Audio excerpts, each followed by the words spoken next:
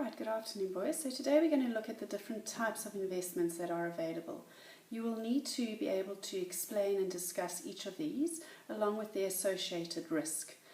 As we go through them, I will just give a brief risk of every single one that we're doing. So the first one we're going to look at is shares. And what happens with shares is investors will get together and a number of investors are pulled together, right? And they put a unit trust fund together. So it's managed by an expert, which reduces your risk, right? So it's a number of shares in a number of different companies, right? So you'll buy a small portion of shares in Edgar's, a small portion of shares in MTN, a small portion in Standard Bank.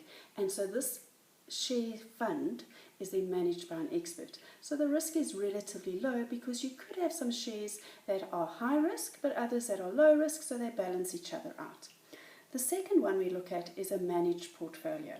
And an investor instructs a financial institution or a bank to manage their portfolio, right? So that they have the expert knowledge in terms of when should they buy, when should they sell.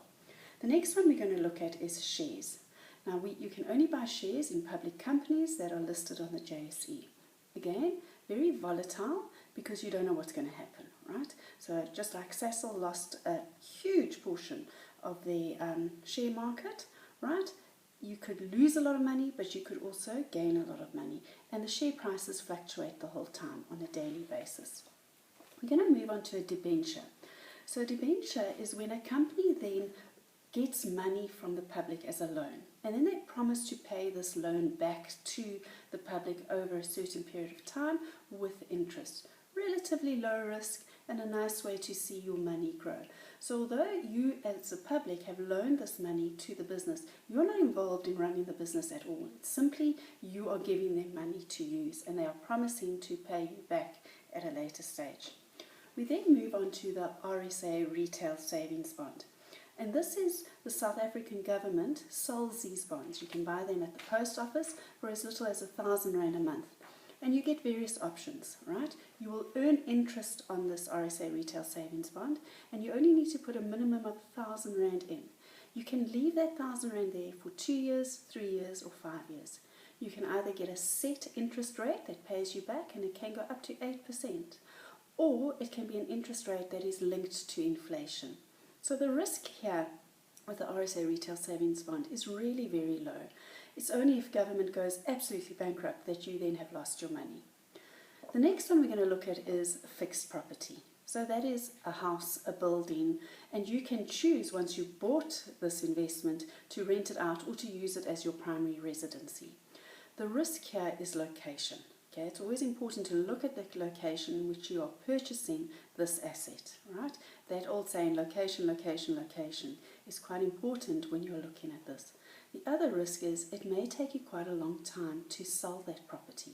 So your money is not very liquid, right? So although you've got an investment of R1,000,000, it doesn't turn into cash as quickly as you may need it to. We're then going to look at one of my favorites, which is the stokvel. So stokvel is like an informal savings scheme, right? Imagine you have 12 friends and you each decide that you're going to contribute R100 every month.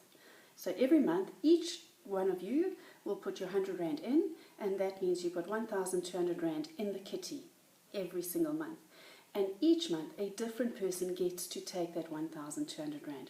So there's no growth in the money. However, you are getting a lump sum upfront early on in the year. It's a wonderful way to learn to start saving, and it's been going on for many, many years. Then the business venture, or what we call venture capitalist. This is when investors invest in your business, but they want a share of your profits, right? So it's not like a debenture where you give them money and then they'll give it back to you. Here, they want a share of your company. So you just need to think of Dragon's Den or Shark's Tank, because that's the same kind of issue.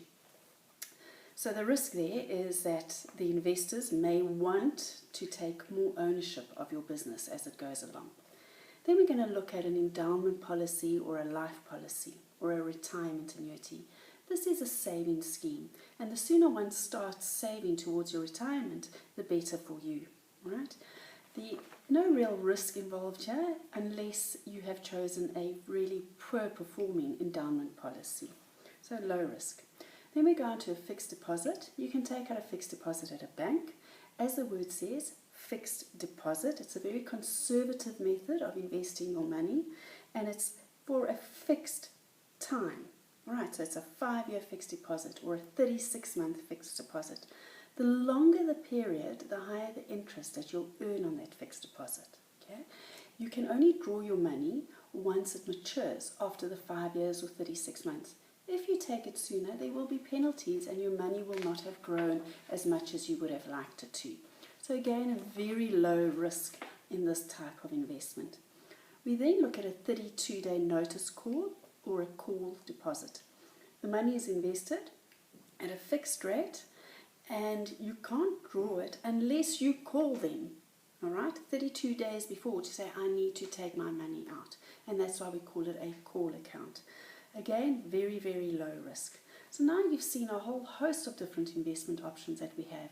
You need to be able to explain and describe each one of these and the associated risk that goes with it. I hope that's helped.